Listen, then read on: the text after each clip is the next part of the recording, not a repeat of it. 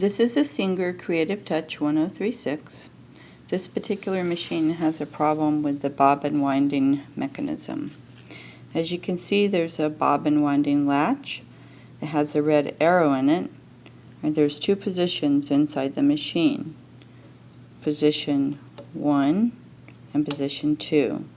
Position 2 is the position you want it in when you're winding the bobbin. There's only 4 screws that you're going to remove for this project.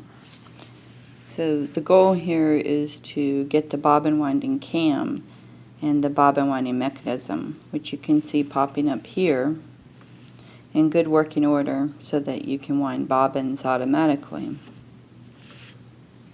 If you look at the bottom of this machine, you can see the bobbin winding cam. Here's a back view of it sliding over.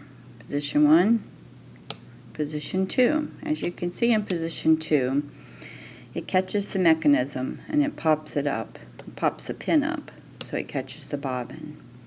Often these are very dirty, and that's why they don't work properly.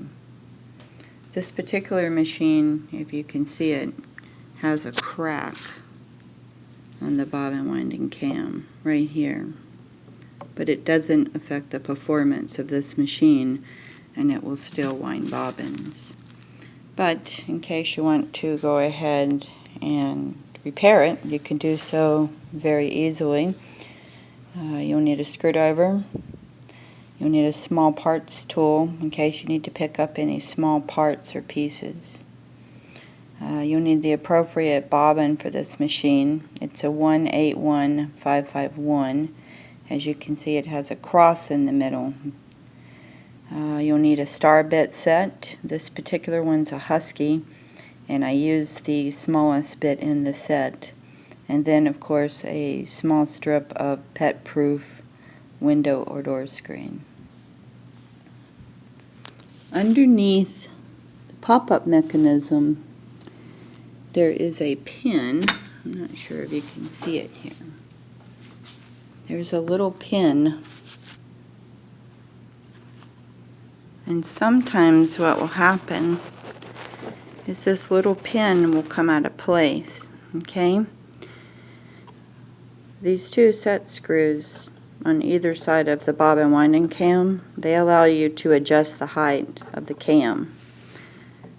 By adjusting it higher, you can go ahead and get this little pin back into place. Now, sometimes that little pin will come out, and if it slips out, your bobbin won't wind. It's pretty simple for this project. All you need to do is remove the two set screws on the bobbin winding cam, and then that's going to slide out, and just clean it and go ahead and grease it with the appropriate Singer grease. And then for this piece here, you'll need to remove this washer. It slips in a groove here. Usually the easiest way to remove it is just with a pair of tweezers.